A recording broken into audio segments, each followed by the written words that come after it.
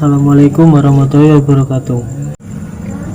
Ini saya akan menjelaskan tentang tumbuhan air. Yang pertama adalah apu-apu. Apu-apu sendiri memiliki klasifikasi, di mana kingdom Plantae, subkingdom Thraseobionta, divisi Magnoliophyta, kelas Liliopsida, ordo Arales, dan famili dari Araceae. Apu-apu sendiri memiliki genus Pistia, dan untuk apu-apu ini memiliki spesies Stratiotes atau Pistia stratiotes.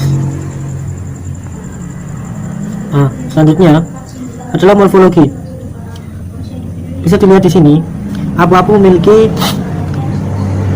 bagian-bagian seperti halnya yang dimiliki oleh tumbuhan, yaitu akar dan daun, namun tidak memiliki batang.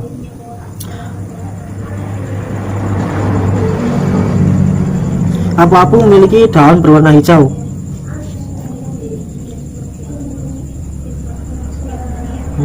Bisa dilihat di sini, apu-apu memiliki daun yang berwarna hijau. Namun daun itu akan menjadi kuning ketika layu atau mati. Ini disebabkan karena kurangnya sinar matahari ataupun waktunya untuk pergantian dari daun.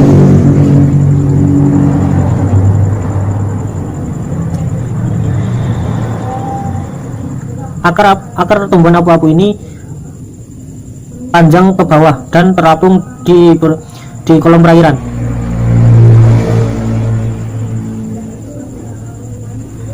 Nah, seperti itu.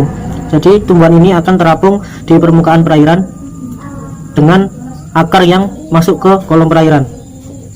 Tumbuhan ini bersifat statis, artinya tidak terikat oleh substrat dan hanya terbawa arus. Untuk letak daun dari apu-apu memiliki susunan yang acak, dan daun ini cenderung melebar. Struktur daun ini memiliki struktur yang bisa tahan terhadap air, artinya tidak basah ketika terkena air. Nah, tidak basah ketika terkena air. Namun untuk daun yang mati akan tetap basah jika terkena air terlalu lama.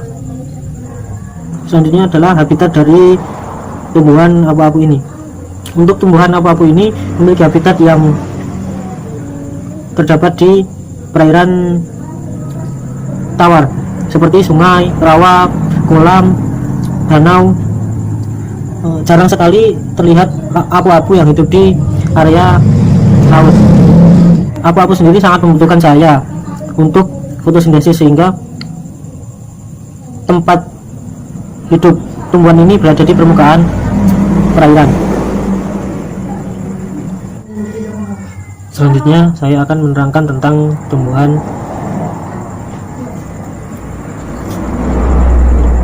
Kadaka.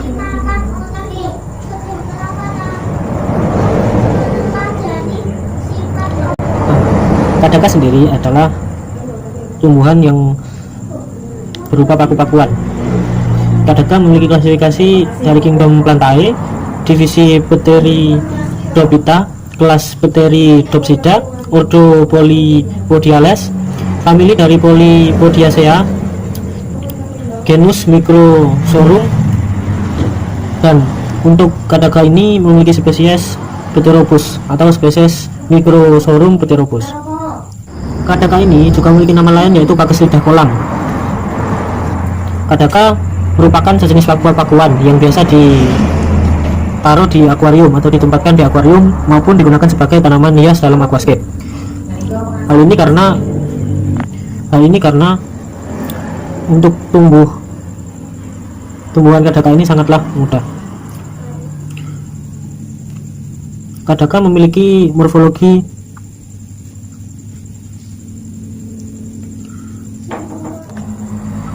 seperti ini. Daun Kadaka panjang seperti lidah, seperti namanya, yaitu pakis lidah. Daun dari Kadaka memanjang, namun tidak memiliki batang. Tumbuhan ini memiliki akar yang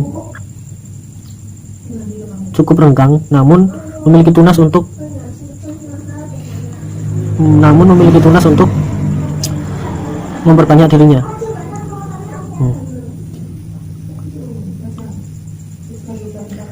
Kadaka sendiri hidup di substrat ataupun bisa menempel di batu-batuan ataupun kayu yang ada di kolom perairan.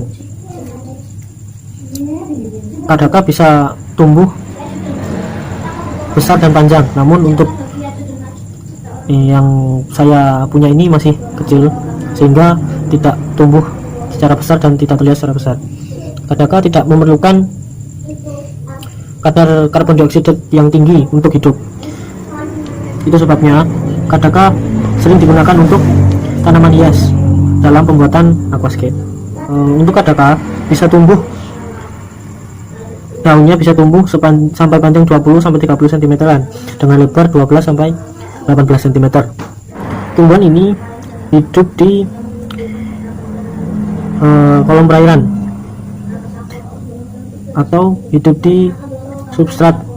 Tumbuhan ini memiliki daun yang bisa dikatakan tidak disukai oleh ikan pemakan tumbuhan karena daunnya yang pahit. Selanjutnya adalah Kambomba. Kambomba adalah tumbuhan air dengan klasifikasi Kingdom Plantae, kelas Magnoliopsida, ordo Nymphaeales, famili Kambombaceae, genus Kambomba. Selanjutnya adalah morfologi dari Kambomba. Kambomba memiliki akar adventif yang diproduksi di ruas-ruasnya. Artinya Kambomba tidak memiliki akar sejati, namun memiliki akar yang ada di ruas-ruasnya.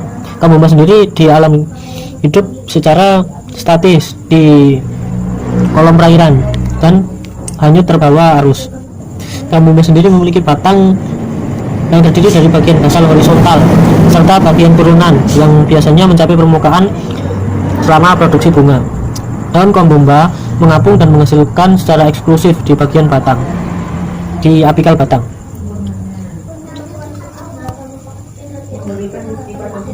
Nah, di apikal batangnya.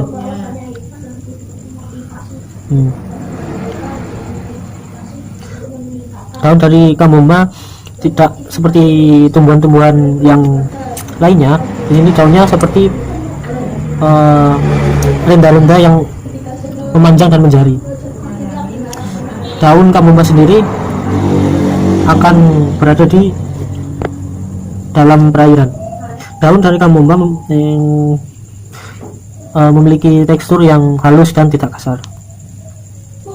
Dalam reproduksinya, kambomba akan mengeluarkan spora untuk memperbanyak dirinya ataupun dikenal dengan nama sunwort di Amerika karena kambomba sendiri berasal dari Amerika Selatan. Tumbuhan ini bisa hidup secara subur di pH 6 sampai 7,5 dan dengan suhu 72 sampai 82 derajat Fahrenheit. Dalam siklus hidupnya, kambomba juga melakukan fotosintesis yang artinya memerlukan cahaya matahari. Itulah sebabnya kambomba hidup di kolom perairan yang tidak terlalu dalam. Kambomba juga ada yang berasal dari India, Pakistan maupun